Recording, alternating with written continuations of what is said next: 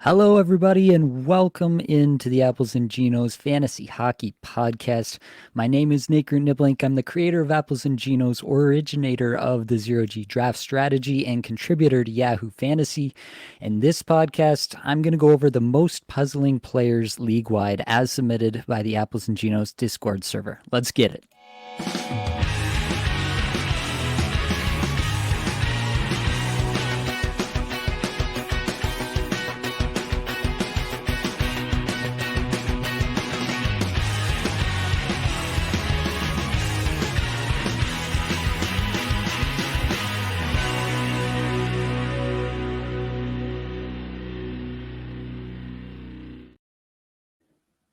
Here we go, everybody. Welcome on in.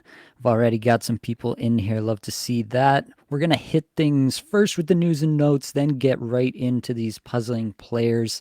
If you want to submit your puzzling players, you should get over into the Apples and Genos Discord server. It's absolutely free.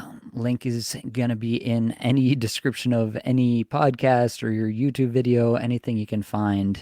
Basically, you're going to find that link to the Apples and Genos Discord server. You can get in there every Monday. I'm putting out a call for the Discord server to give me their most puzzling players, the players that they don't know what to do with on their roster. And I'm going over as many as I possibly can in this live stream every Monday, 8 p.m. EST here on YouTube. So let's get into the news and notes from around the league right now. Patrik Laine, currently listed as, was moved to the IR, but considered day-to-day is the update that we got today. So hopefully it's nothing too long-term for Laine and we get him back sooner rather than later. I think we're all hoping for the best there after a bit of a dirty hit from Rasmus Andersson knocked him out there on Friday. Taylor Hall, listed as week to week. Seems like he re-injured the shoulder that was giving him issues before. But, Taylor Hall listed as week to week, that means he'll probably be back in tomorrow because apparently that's what Taylor Hall does, or at least that's what he did last time he was listed as week to week. So we'll see. But obviously, if you've got Taylor Hall, Chicago doesn't have a good schedule this week anyway. I think Taylor Hall is a drop for sure.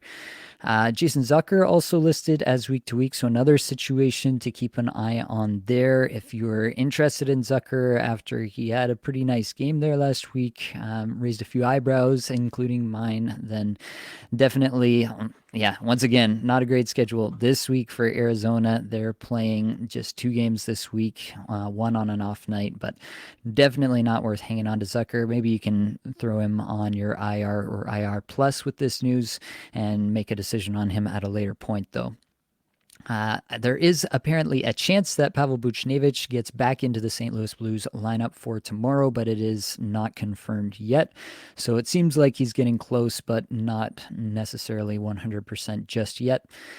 Andrei Svechnikov also getting close to playing. He's not going to play tomorrow in the Tuesday game, but he said that he thinks he should be ready after a few practices, shed the non-contact jersey, and seems to be ramping up for game status.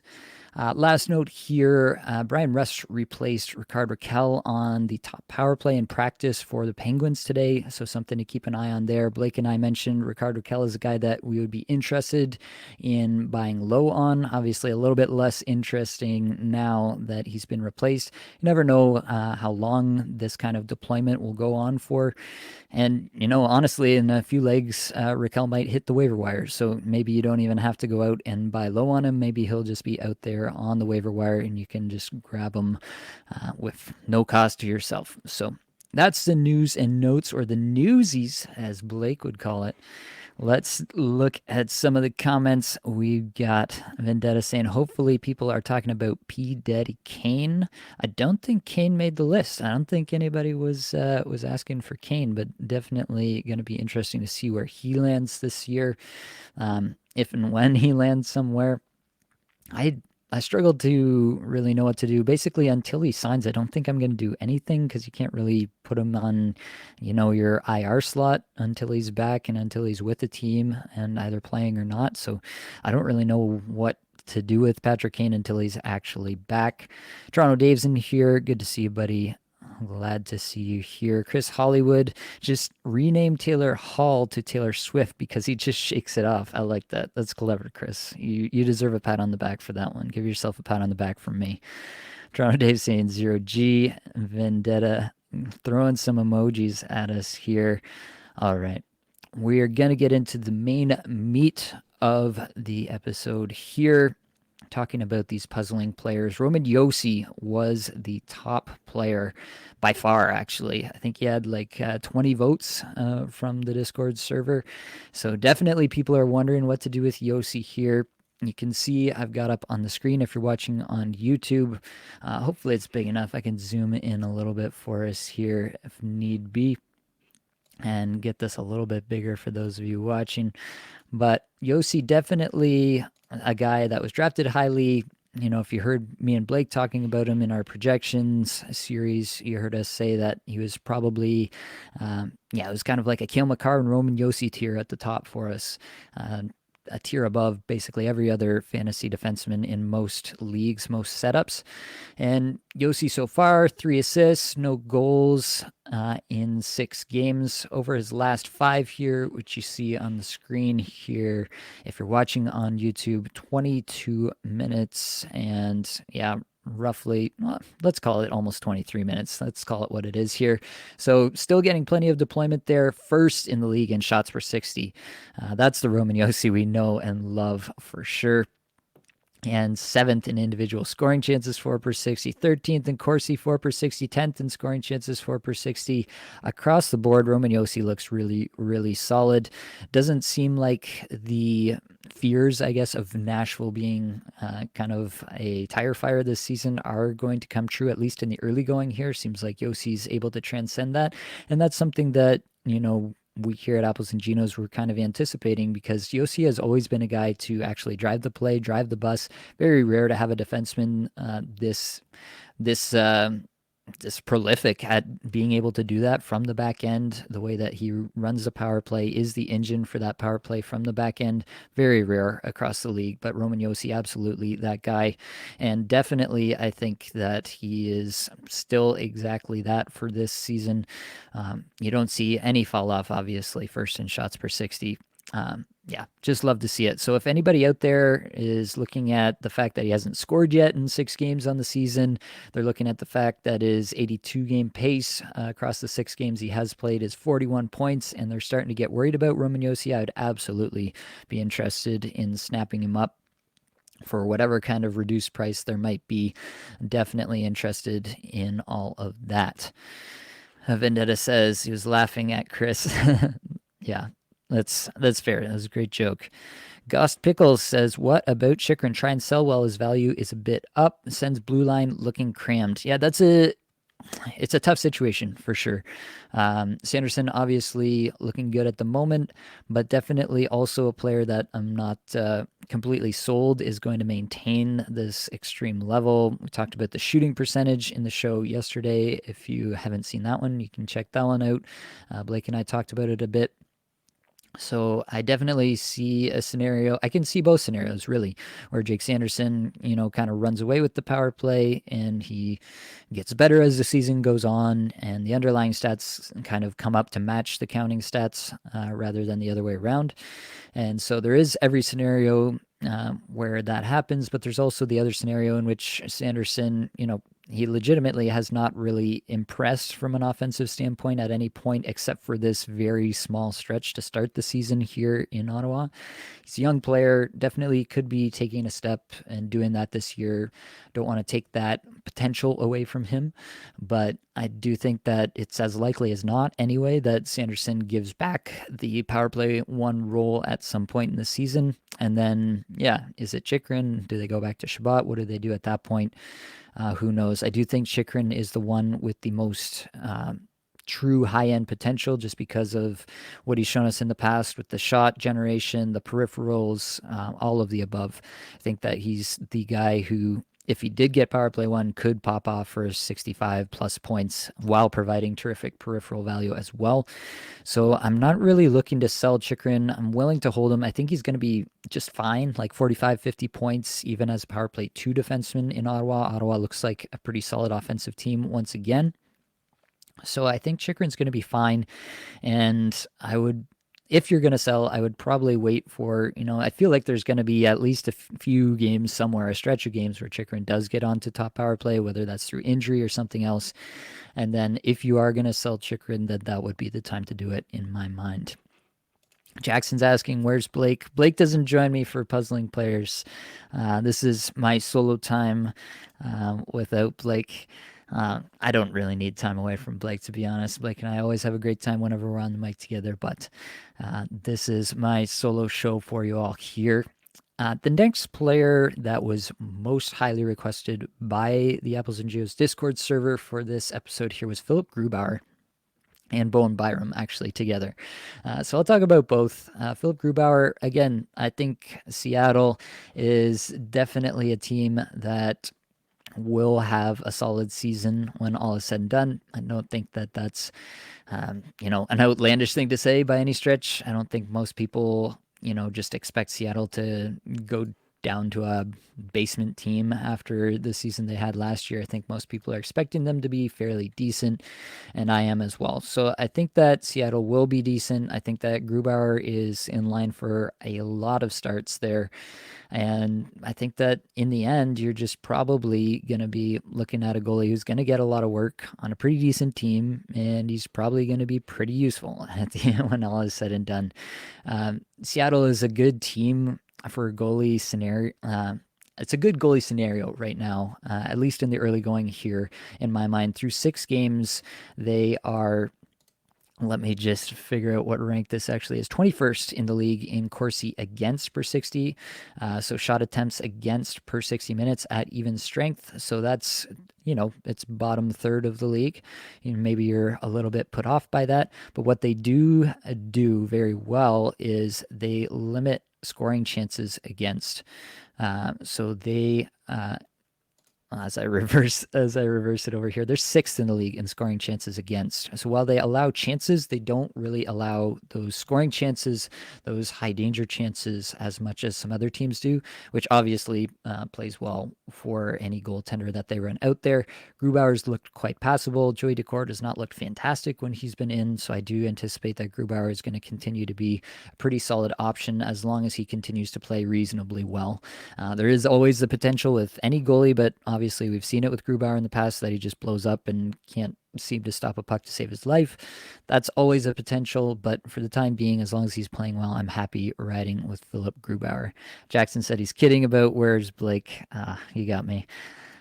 Ghost Pickle says, good take. Thanks, Nate. You are welcome. Michael's saying you miss so much. You got to be here. You got to be here right from the start, Michael. I'm sorry, okay? He asked, is Kane going to get good? I think you're talking about Evander Kane. We are going to get there in just a second, so hang on to your hats for that one. Jackson asking, how do you feel about Morgan Rielly on Toronto? He isn't on power play 1, so not sure if he wants to hold him. That is a tough spot for sure. So far, I think Rielly has done a fair bit of damage in the last number of seasons at even strength anyway. I think it's a little bit of a misnomer that he, is completely, his value is completely tied to the power play. Obviously, any defenseman, a lot of their value is going to be tied to what they're able to do on the power play. But I don't think that that's necessarily the case for Morgan Rielly. So I think that he can be pretty valuable, Again, talked about it with Chychrun, but maybe a 45 to 50 point range for Rielly. He doesn't provide quite the same peripheral value as a guy like Chychrun. So definitely not an outstanding player, but definitely still a player you're going to roster in most standard, 12-team leagues. So definitely, I think if you were really counting on Morgan Rielly getting the top power play for the full season, then you're going to be disappointed, but he's still definitely a rosterable player in my mind. Let's talk about Bowen Byram for a second. Byram has not had a great start to the season. His minutes have been cut, which is the most concerning part of all of this. Just 1 assist in 5 games to open the season and under 18 minutes average time on ice. The underlying stats do not look good. The Corsi 4 per 60, 41st. Scoring chances 4 per 60, 81st. So the on-ice stats are okay, but you would expect them to be even better than that, playing on a great team like Colorado. And then he's just not shooting, not getting to this getting to dangerous areas to provide those individual scoring chances for the way he has in the past. I don't know if there's something else going on with Byram that is impacting him. Maybe it's just a cold stretch to open the season. Whatever it is, things are not going well for Bowen Byram currently. And so, I'm not going to fault anyone for dropping Bowen Byram. Byram was a big target of mine for a lot of leagues, a guy who fills peripheral categories, has exhibited a really strong efficiency level in the past on a really good team, obviously, terrific team context, was getting plenty of minutes. Thought I was actually pretty safe with a baseline projection, not even as a top power play guy, but as a guy who would get power play to get 20 plus minutes on a really good team. Run into a bunch of points that way is legitimately, I think, honestly, one of the more offensively talented defensemen across the entire league, just by the numbers that I like to look at.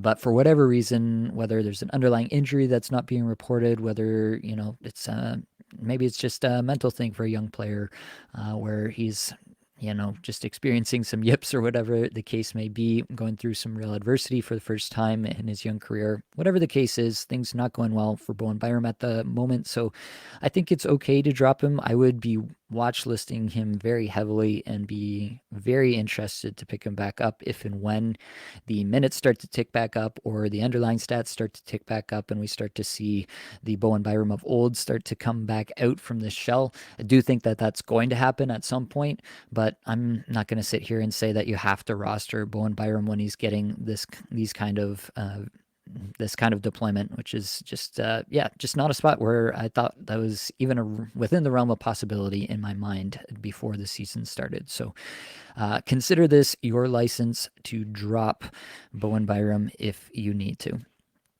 Jackson asking Creepers League question, propose the following: trade Matthews and Matt Tkachuk for Jack Hughes and Kucherov. Multicats League. Goals, assists, points, power play points, shots on goals, hits, blocks. Who wins the trade? Wow, that is quite the trade. I'm inclined to think, just because of the presence of the bangers categories, that I would go with the Matthews and Tkachuk side here. I think that you're probably going to get more points from Hughes and Kucherov. Both of those guys, in my mind, have 120 point potential, whereas Matthews and Matt Tkachuk probably in the 100 to 110 point range when all is said and done at the end of the season. That would be my projection anyway at this point. So I do think you're giving up a few points there, but Matthews and Matt Tkachuk are going to completely crush Hughes and Kucherov in hits and blocks. So that's going to add some value, and I think they're going to beat them in shots on goal as well. Probably going to be close to a wash in power play points, maybe a little bit more towards Hughes Kucherov. And then goals, I still think Matthews and Tkachuk take that. So all things told, I think that I would take Matthews and Tkachuk in that trade there. Let's keep rolling. We'll talk about Evander Kane. Not a hot start to the season for Evander Kane. 1 assist in his 5 games so far, about 17 and a half minutes average time on ice. The underlying numbers do not look good. 171st in shots per 60, 207th in individual scoring chances for per 60, 2 metrics that Kane usually shows out pretty well in. And then the on-ice stats, the team level stats, look even worse. 270th in Corsi 4 per 60, 234th in scoring chances 4 per 60. Just really rough across the board for Evander Kane so far. It has not had a good start to the season, but we did get some news today that with McDavid's injury, where he's going to be out for a week or two here, that Evander Kane is practicing on the top power play unit. Hopefully he gets a little bit of boost from that. Obviously, when you take the best player off the power play unit, the power play itself is probably not going to do quite as well as it has been known to do in the past, but regardless, it's a boost in deployment for Evander Kane, at least on the power play. So that's probably a net positive for Evander Kane overall, and definitely I'm not going to drop him. I'm going to wait to see how this goes, see if it can help to jumpstart his season here. I'm not too worried about Kane overall, unless there's some sort of underlying injury issue that's going on that we don't know about yet. I'm still going to give Kane the benefit of the doubt. He's been a strong fantasy performer, especially in like Bangers Cats leagues, obviously, for so long at this point, that I'm going to give Kane the benefit of the doubt and let him play the next number of games with this power play 1 deployment, see how that goes for him, see if he can't turn this thing around for at least another week here. And Samsonov and Wall. So there was a question about basically just the Leafs tandem here. Ilya Samsonov has not looked good for the Leafs so far this season. He's been giving up a ton of goals. The Leafs have not looked great defensively, to be fair to him. But Joseph Wall has played quite well when he's been in the net. And so you have to, build in that possibility. The Leafs are just here to win. That's what this season is all about. The Leafs are trying to win a Stanley Cup. They're trying to get high in the standings so that they have a good seed going into the playoffs. They're trying to do all those things this year. So I think they're really just going to roll with whoever is winning games for them. Right now, Wall has outplayed Samsonov in obviously very limited minutes. Wall is going to get the start on Tuesday night. That's been confirmed against Washington. Washington's not been good, so if all goes to plan, you would think that Wall can get in a good start there. If he does get in a good start there, then who knows? Maybe he gets the next game, or maybe it's a even split that he's played himself into. Regardless, I think that at this point, Wall is a player that you should be taking a look at. I think there's a really good chance that Wall gets 2 out of the 3 Leafs games this week, and then you can probably make a decision based on how those games go as to whether he's turning into a hold for your lineup or he's turning into, if he's just a guy basically who you picked up for the week, didn't work out, you kick him to the curb for the following week. So I think this is a good week to take the dive with Joseph Wall, see if he's got something there, see if the Leafs are actually going to lean on him a little bit and try to ride a hot hand here in net. I think it's a good process play anyway. I don't know what the result will be. Joseph Wall obviously had a nice run with the Leafs, but it was a very short run with the Leafs at the end of last year. So not a lot of priors to draw on for Joseph Wall, but with goalies, I'm always ready to ride a hot hand. So we'll see if Wall can become that guy for the Leafs this year. Chris says, I see Timo on the list. Can we throw in what's wrong with Hischier before he got injured? Yeah, we can definitely talk about Meier and Hischier there. And Tyler O has thoughts on Paul Coffey this season. What year is it? My guy? Definitely not that season. Your age is showing, my friend. Your age is showing. All right, let's talk about Jordan Kyrou. I've had some questions about Kyrou. Is he a buy low candidate? The answer to that for me is yes. He has 4 games. St. Louis has had a terrible schedule to open the season. Might explain some of their struggles, to be honest with you. They just haven't had a lot of games to really get their feet under them. Only the 4 games so far. Has a goal and an assist, only 2 points in those 4 games, but over 19 minutes average time on ice. Those are nice numbers. He's 76th in the league in shots per 60, 113th in individual scoring chances, 4 per 60. The on-ice numbers not so great, 178th in Corsi, 4 per 60, 151st in scoring chances, 4 per 60. Not great numbers. Obviously, Buchnevich been injured. That's a usual line mate for Kyrou along with Rob Thomas, so you can attribute some of that probably to that injury as well. Definitely the Blues are not a deep team, and you can't really expect that if there are injuries that Kyrou is not going to feel those effects, because they do not have a ton of players who could come up and play alongside him and really elevate or even sustain the kind of production he should have when Thomas and Buchnevich are healthy. But overall, I think Kyrou is definitely the kind of player I want to be in on for this season. It's a little bit misleading, once the season has normalized a little bit, you get a little further into the season, these shots per 60 ranks, like right now everybody has crazy shots per 60, either terrible shots per 60 or amazing shots per 60. It's a little bit misleading on the whole, I think, but if you're just looking at Kyrou right now, like he's over 10 shots per 60. He's at 9.5 individual scoring chances, 4 per 60. So he's right around where he should be and getting really solid minutes there in St. Louis. St. Louis as a team, I think, is probably heading downhill this year. So, you could be looking at coaching changes in the future. Could change some of what's going on here, whether that's positive or negative for Kyrou would obviously remain to be seen.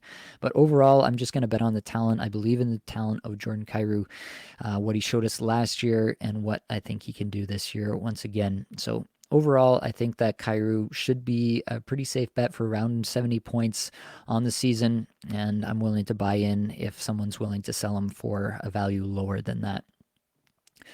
Jonathan Huberdeau also making the list here. He has 4 points in 6 games, but just 2 in his last 5 here, averaging about 17 and a quarter minutes time on ice, 196th in shots per 60, 107th in individual scoring chances, 4 per 60 over the last 5 games.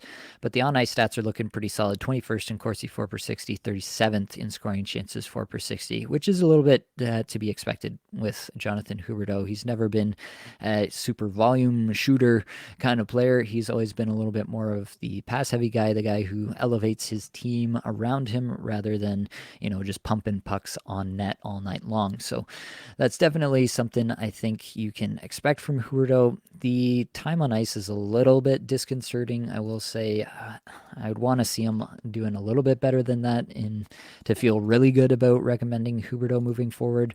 But if you're just wondering about the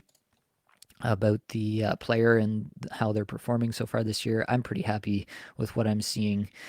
It's worth noting that a fair bit of the average time on ice here is getting pulled down by this last game against Detroit, where they got the wheels beat off them, and he only skated 13:58 in that game. In every other game, he skated at least 17:43 and up to 18 and a half minutes. So take that with a grain of salt. He'll probably average around 18 minutes, it looks like, for most of the season if this deployment holds.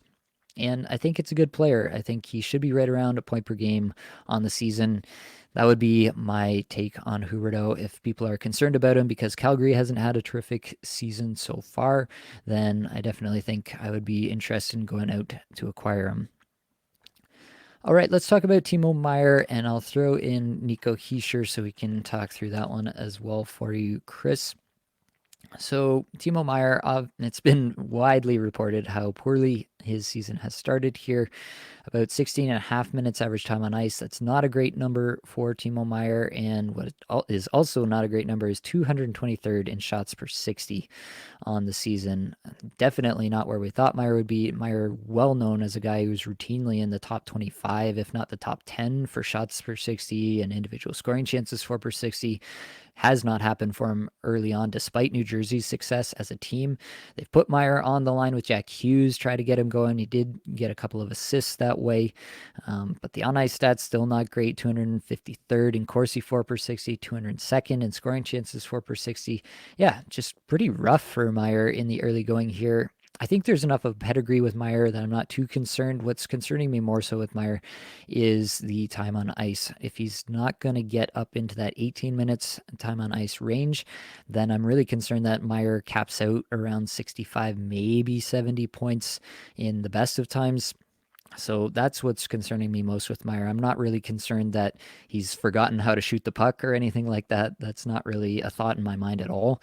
It's really just about, is this what the Devils are planning to do with Meier for the season? Deploy him in between 16 and 17 minutes a night, because that's not going to do it for the place that you were probably drafting Timo Meier at. So that's my biggest concern with Meier. Hischier is a little bit the same. Definitely not the average time on ice that I thought we'd be seeing with Nico Hischier at this point. Last year, he got a ton of minutes because he was, him and Hughes were like the two guys, the 1A, 1B. This year, it's been a lot more Hughes and definitely less Hischier in the early going. Obviously, Hischier then had the injury and is working back from that. Sounds like he's going to be okay. Actually, I should mention that Hischier did leave the game early, so the time on ice there, 17 and a half minutes, is definitely skewed downward by that one game.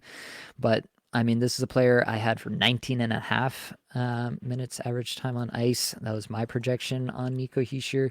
So if he's not going to touch that, then he's never been, an extreme efficiency guy or an extreme volume shooter or any of those kind of things.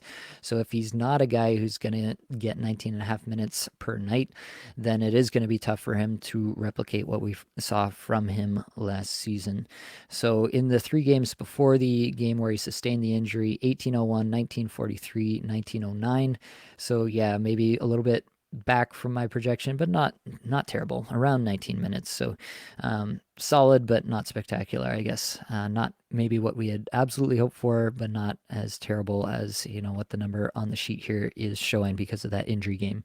And definitely, I think he sure should stay on the top power play and get all those minutes, but he definitely did not start well. 235th in shots per 60 on the young season. The individual scoring chances for much better, and obviously the on-ice stats pretty good. Whenever you're on that top power play in New Jersey, you're going to get some of those minutes, some of those counting stats, some of those underlying stats are going to look real good for you. Jackson asking, when you talk about Timo, I'd like to get your perspective, some good trade ideas. If you wanted to try to trade for Timo, would like to try to buy low. Yeah, because of my concerns, it would have to be a buy low. Definitely a guy you're going to value more in Bangers Cats, where the shots that you expect to come and the hits will play into it. But it would have to be a buy low because I am legitimately concerned about the time on ice.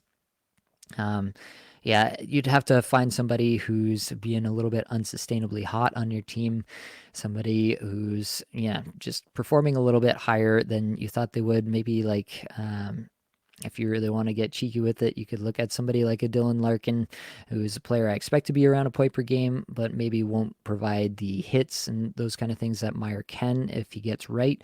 That would be an interesting move. I think a lot of people would take the Larkin side, and it's roughly even to me in my mind in a Bangers Cat setup. In a points league, you're probably still taking Larkin at this point just based on the early returns there. So that's one idea. That one's a little spicy probably, but there are definitely others.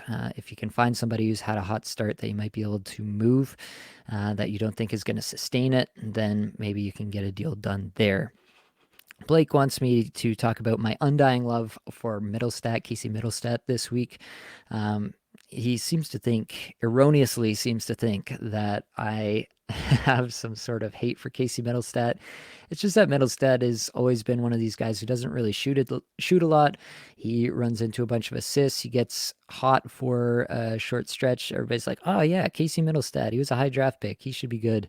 And he scores like 10 points in 5 games. Everybody's like, wow, he's terrific. And then he goes silent for a whole bunch of games and everybody forgets he exists. So that's my thoughts on Casey Mittelstadt. But I mean, with Buffalo's schedule this week, hopefully you did get Casey Mittelstadt in some of your deeper leagues as your streamer for this week. I think that's a good look with the lines that they're currently running.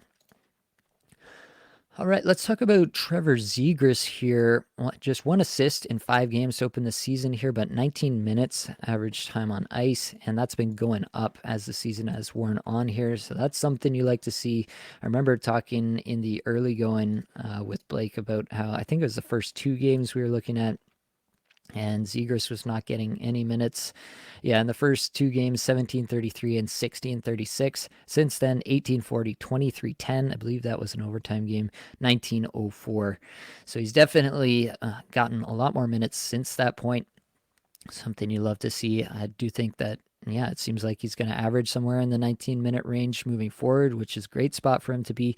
And he's shooting the puck. That's really nice to see from a guy like Zegras. Not something that he's really been known for in the past, but in the last 2 games here, 8 shots against Arizona, 4 shots against Boston, 9 individual scoring chances for against Arizona, and 17 shot attempts, and then 8 shot attempts and 4 individual scoring chances for against Boston. So Zegras getting it done right now, and I think this is just a matter of time before he really starts to get his points rolling.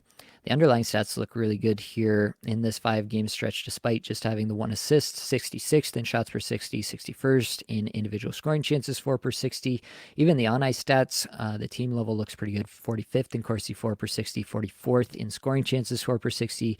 Zegras, probably a solid buy low at the moment. Definitely you're going to get off nights with Trevor Zegras, with Anaheim's schedule consistently being one of the most off-night heavy year after year after year. So I like it. I'm into it. Go buy Trevor Zegras if you can. Patrik Laine, we did talk about Laine going on IR but being day-to-day. He hasn't had a hot start. He's been trying to play center, which is an interesting move to say the least for a guy who's never really done that throughout his pro career here. Has 1 goal, 2 points in 4 games so far, averaging 17 minutes. which is not great. Not something we wanted to see for Patrik Laine. I think we were really hoping for a real top-heavy approach to, the Johnny Gaudreaus, the Zach Werenskis, the Patrik Laines on this team, the Boone Jenners. Doesn't seem like that's going to be the case. They've even kind of messed around with the power play, switched Laine off the Gaudreau power play. They've done some interesting things in the early going. Hopefully that kind of normalizes, but I don't think Laine is necessarily a buy low candidate. He could get bounced around like this. The center experiment could drag on for a long time. Yeah, I think Laine has a ton of potential. I had a solid projection on him for this year, about 80 points, I think, if I remember correctly. But not getting deployment and playing out of position, it's just tough for any player to succeed in that situation, in my mind. And then not getting on the top power play, that was never a concern, even in my mind, that was a potential for Patrik Laine. Now that it is a concern, I can't in good conscience recommend buying on Patrik Laine. There's obviously a pretty good chance that everything does turn around. He goes back to the wing, or he figures out how to play center at the NHL level in his seventh season or whatever he's on right now. But it's impossible to bank on at this point. So I am concerned about Patrik Laine, and I can't really in good conscience recommend that he's a buy low or anything at this point. Alex Ovechkin is a hot topic for sure. Just 2 assists in 4 games to open the season, averaging over 19 minutes a game, so the deployment's still pretty solid, but not really shooting the puck as much as we've come to expect from Alex Ovechkin. 190th in the league in shots per 60, 265 in individual scoring chances for per 60. The on-ice numbers are actually surprisingly good given how bad Washington has looked in the early going. 32nd in Corsi 4 per 60 and 49th in scoring chances 4 per 60. Just to put that into a little bit more context, Washington ranks 26th in the league in even strength Corsi 4 per 60. That's not a good number. A little bit better in even strength scoring chances 4 per 60 at 18th, but definitely the days of the Washington dynasty are long gone, and they're living on a bit of smoke and mirrors at this point. So what do we do with Ovechkin here? I don't think he's just suddenly washed. That didn't show in anything last year, so it's hard to imagine that just over the summer he forgot how to play hockey, or he magically got old over the summer, didn't train at all this summer. He's still got the Gretzky record to shoot for, so he's got motivation. The team has motivation to get him the puck, to get those goals. I think that this is going to turn around for Ovechkin. New coach, new situation. Again, one of these teams that's only played 4 games so far, so they've not played a ton of hockey to really kind of work out the kinks in the new system with the new coach. I think really what it boils down to for me is I'm going to bet on the player. I'm going to bet on the fact that we've not seen really any kind of substantial decline in Ovechkin's play over the last couple of years. I feel pretty confident that Ovechkin is still that guy. He just needs to figure it out in a new system and kind of take off from there. Pardon me, needed some water. Was getting a little hoarse. It's hard to run these live streams where you don't get to pass it off to somebody and get some water every once in a while. All right, let's talk about Rickard Rakell. So mentioned it when talking in the news and notes, but Brian Rust has taken over top power play in Penguins practice. That's going to hurt Rakell, but you do like to see that all the underlying numbers look good here. So I don't want to belabor the point because Blake and I talked about Rakell yesterday, but I think Rakell is kind of exactly who we thought he was. It's really just that he's a bit of a deployment dependent player. He's still going to be in the top 6, so he's still going to get that, but if he's not getting top power play, then that's going to hurt, obviously. So I think probably Rakell is going to get dropped in some leagues. You can probably go grab him on some waiver wires, especially in some of your more shallow leagues, 12-teamers maybe. I think that there's every chance you're going to see Rakell going to some waiver wires if this power play deployment continues for a little bit here. And at that point, I'd be in. I don't know if I'm going out to buy him, like we said yesterday, just given this news on that he's not on the top power play any longer. Sean Couturier, definitely a player I'm interested in and a little bit excited about. I think that he's contributing a fair bit to the turnaround there in Philadelphia, at least in the early going. Has 4 points, 1 goal in 5 games to start the season. averaging about 20 minutes, 45 seconds time on ice per game. So it doesn't seem like there's any lingering injury concerns here. He's being deployed as a workhorse and living up to it. Shots per 60 and individual scoring chances, 4 per 60, not good for Couturier. He's never really been um, an extreme producer in those categories, across his many seasons in the league. He's a long-term veteran, obviously. Sean Couturier is, but so I'm not going to say I'm too concerned that he's not, uh, going up to the upper echelons of the league in terms of his shots per 60 and individual scoring chances, 4 per 60. Hopefully he does come back up into more of the like 7.5 to 8 shots per 60. Right now he's sitting at 6.4. So hopefully he can get back to those numbers where he was before the injuries really took hold there. And I think that's definitely possible for a guy like this. Corsi 4 per 60, scoring chances 4 per 60, 110th and 107th respectively. Those are solid numbers. Honestly, about as good as you can expect for a guy who's going to play a ton of minutes on a team like Philadelphia, which isn't like they have talent, but they're definitely not one of the most talented teams in the league by anyone's definition. And also, like, you have to factor in here, Sean Couturier is playing 2.5 minutes at shorthanded. So those overall numbers, he's definitely doing better on power play and at even strength. He's being kind of unfairly weighted where some players aren't, and those numbers are being weighed down by the fact that he plays a ton on the penalty kill. Overall, pretty into Couturier. I think, right now he's on a 65-point pace. That sounds pretty solid to me. I think he can probably do that. He may not be like a 30-goal scorer, but he can go 20 to 25 and 40 to 45 assists. I can see something like that for Sean Couturier at the end of the day. So definitely a guy that you can pick up and widely available in a lot of leagues right now. And I'd be definitely interested in doing that. Jason Robertson, interesting start. Again, one of these teams that's only played 4 games so far. I think that really is a big factor for some of these teams, especially any team that has any new kind of coaching or anything like that. Not the case for Robertson's Dallas Stars, but I do think that this is a situation where they just need some time. Rupe Hintz was day to day for a bit. Maybe that affected some chemistry in the early going, not being able to get into a bunch of games early in the season. Who knows? But I'm not concerned about Robertson long term.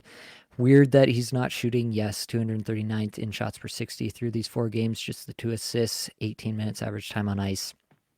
Not what you want to see out of a guy that you probably drafted in the first round this year, but do not sell low on Jason Robertson. That would be a big mistake at this point.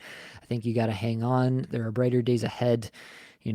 Maybe he doesn't turn out to be the best pick that you could have made in the first round, but the wrong thing to do is to sell low at this point. If you are going to sell Jason Robertson, you're going to wait until he inevitably goes on a hot streak at some point in the season, and you can do so then. You'll have my permission at that point. You did not have my permission right now. So hang on to Jason Robertson.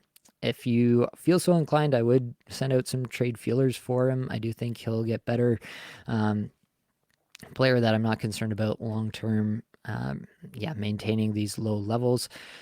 But, it's not a player that I'm going to break the bank for either. So take that all into account when thinking about what to do with Jason Robertson. Mr. C in the chat, perhaps a quickie on Kaliyev if you have the time. No deployment, still an issue. Love to hear your thoughts. Arthur Kaliyev, definitely been a guy that we have loved to talk about here at Apples and Ginos. Has 3 points in 3 games. Had the suspension carry over from the preseason, which has limited him to those 3 games so far. Underlying stats are not great. 232nd in shots per 60, 299th in individual scoring chances, 4 per 60. On-ice stats are a little better, but nothing to write home about. Definitely nice to see him getting on the scoreboard, just over 13 minutes average time on ice. That's not great, but I do think that there is an opening in the lineup for Kaliyev to move up this year that hasn't been there in years past, which has me a little bit excited. Definitely a guy that you're going to be holding in any kind of dynasty or super deep keeper league. But really the question is, can we trust Kaliyev, or is there a scenario immediately forthcoming in which we can trust Kaliyev? for, just a basic redraft? And that's a much bigger question, and not one that I'm sure I have a terrific answer for at this point. I want to believe, because I like the player a lot, he shows out in all the metrics that I like to talk about. Last game, playing again with Philip Deneau and Trevor Moore, that's a good spot to be. If he can get to the Kevin Fiala, Pierre-Luc Dubois line, that'd be an even better spot, in my opinion. I think he would play terrifically off Kevin Fiala, who's kind of emerging as a little bit more of a playmaker in the Los Angeles system, and Kaliev is absolutely that trigger man with the big shot that could play off a guy like Fiala really well, in my opinion. So hopefully he gets that deployment. Hopefully he gets up. But honestly, until I'm seeing, at least 15 minutes time on ice, but more preferably 16 plus minutes average time on ice, and I'm seeing that across a couple of games, that's when I'm going to be more interested in Arthur Kaliev for fantasy purposes in a more standard redraft sense. Ricky asks, any thoughts on Slavin and if his current run is legit or just a random hot streak? It's almost assuredly a random hot streak, but he is legitimately playing quite well. We talked about Slavin on the pod yesterday, so you can go back and check out Blake and I's thoughts on that. But I mean, you can see it here, 11th amongst all defensemen in shots per 60, but getting less minutes than he's used to there in Carolina so far, about 19 and a half minutes. Underlying stats look great, and he has 7 points in 6 games, so he's been absolutely balling out there. I'm not convinced this is a guy who doesn't get any power play time. Probably not going to. They have DeAngelo, they have Burns. There's not really a strong scenario in which he does get to power play. They have Dmitry Orlov, who's played even top power play as recently as last season for Boston. So there's a lot of hurdles for Slavin to have continued prominent fantasy success in my mind, but definitely he can be a guy that you look at as a streamer and a guy that you can ride until this hot streak goes away and then move on for somebody else. I don't think that suddenly he's turned into just a shot generation monster at this point in his career. That would be quite a wild development, but definitely it looks like, given the reduction in minutes and the uptick in shots, like it seems like they're asking him to do something a little different this year, and he's been able to respond really well. It's just a matter of how long this goes on for. The 67% IPP, really high for a guy like Slavin. Usually he'll be more, I think, if I'm remembering correctly, in the 35% range. I can fact check myself there for a second to make sure I'm not perjuring myself, but definitely not a guy with an extreme offensive pedigree at any point in the last number of years. And definitely not a guy who's going to shoot 15% on the season, as you see he has through the early going here. So Slavin, over the last little while, his highest IPP since his rookie season was 40%. So 40% of the time his team scored when he was on the ice, he was getting a point. That's his high watermark over the last number of seasons. So you can see he's well above that. Basically, it's really hard to see a scenario in which Slavin has continued fantasy relevance for like the full season, but definitely I don't think you have to drop him right now while he's feeling it and playing well. You can ride him for a bit until the underlying numbers start to dip, until you see the shots start to go away, and then I'd probably let him go and move on to my next defensive streamer. Simon P. asked, what about Kempe? Was surprised to see him drop today in one league. How is he being deployed? So let me pop Kempe in the sheet here, and we can see what his underlying stats look like. And I will also page back over. Yep, still top line with Kopitar and Byfield, and still top power play in the last game against the Bruins. And I have no reason to think that that's going to change anytime soon. He has 3 points in 5 games, over 19 minutes average time on ice. The shots, not elite the way that Kempe has been at times, but the individual scoring chances 4 per 60 looking really strong there as well. And the scoring chances 4 per 60, the team number there, also looking very strong. So I think Kempe is exactly who you thought he was when you drafted him, or, in your case, Simon, you didn't draft him, but basically who you thought Kempe was. I had him for 37 goals, 65 points, a whole bunch of shots, some hits. I had him for 18 minutes, 45 seconds average time on ice, so he's seeing even a little bit above that in the early going here. Definitely think Kempe should not be on a waiver wire in most leagues. So if he's out there, I definitely think in most standard kind of 10 or 12 team leagues, he should be rostered for sure.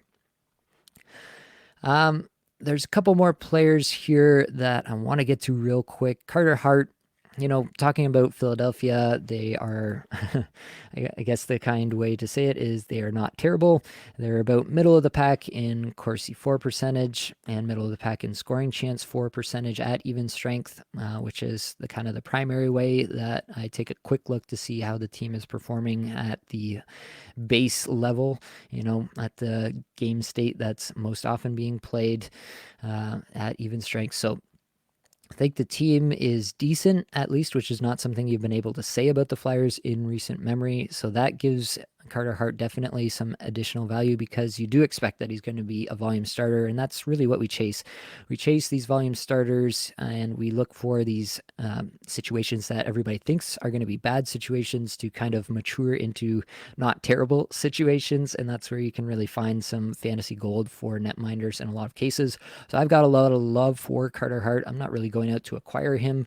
I think he's fairly widely rostered, if I'm not mistaken. I'll check his rostership percentage on Yahoo just as a quick reference here, but I don't think he's going to be available in a lot of leagues. He's currently rostered in 76% of leagues on Yahoo, so definitely not going to be available. Not a guy I'm going to go out and trade for in most cases, unless, I'm like tearing down from a higher end netminder and getting a whole bunch on top. That's definitely an option that I've done in the past and something I'd be happy to do, to go down to a guy like Carter Hart. I tend to believe that the Flyers are going to be a decent team, if not spectacular, be a bubble playoff team, maybe just on the outside looking in when all is said and done. Just based on the early returns, that would be my projection at the moment. Things can change, but we only have the data that we have. So that's my current take on the Flyers and as a result on Carter Hart. Luke Hughes is a player I want to talk about. Everybody pretty excited about the player, just given the, kind of the early returns here. Has, averaged about 19 minutes time on ice, but getting that power play time with Jack Hughes, his brother, who's absolutely going off, which is really elevating the numbers. When you get this cocktail of not extreme deployment at even strength, which Hughes is obviously not getting, and then you get a ton of power play time on a really good power play, you end up with these really high Corsi 4 per 60 and scoring chance 4 per 60 ranks that Luke Hughes does have. Do think Hughes is going to score a fair bit of points for you and be valuable from that perspective, especially as long as this current power play setup continues to run.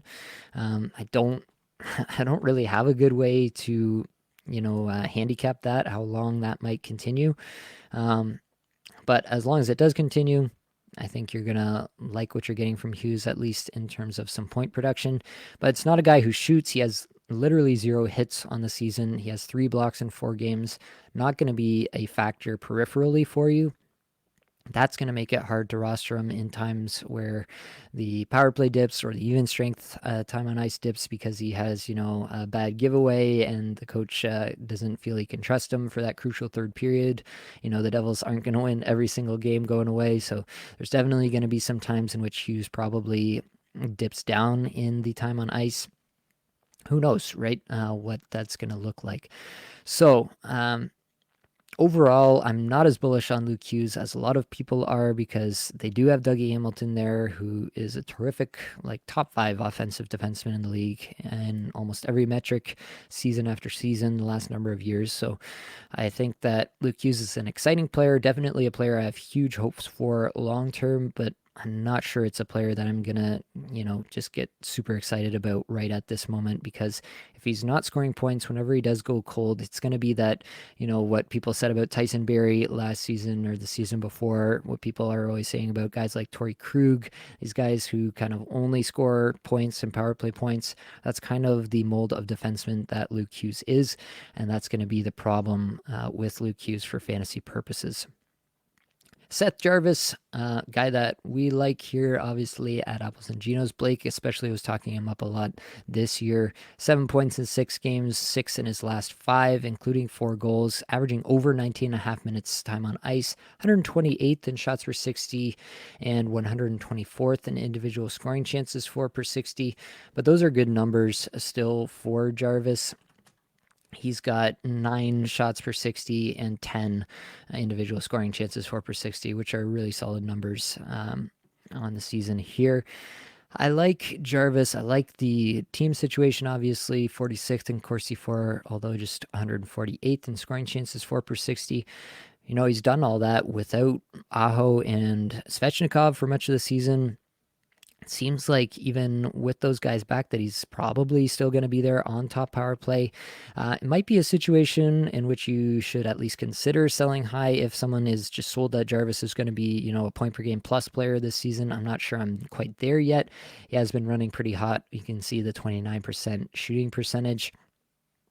That's definitely not going to continue, but I do think that Jarvis is going to be an offensive player for the Carolina Hurricanes all season long. Maybe 70 points is roughly a median projection given this extreme deployment that we're seeing in the early going. Having said that, it is Rod Brind'Amour. Who knows what's going to happen? He could always pull the rug out from under us fantasy managers, as he is so often wont to do, and we could all be left bemoaning our Seth Jarvis shares. So a little bit of a caveat there with Seth Jarvis. Xavier asking thoughts on Nichushkin. I like Nichushkin, like the player. Really seems like the Avalanche are trying to figure out what their lines are going to be this season.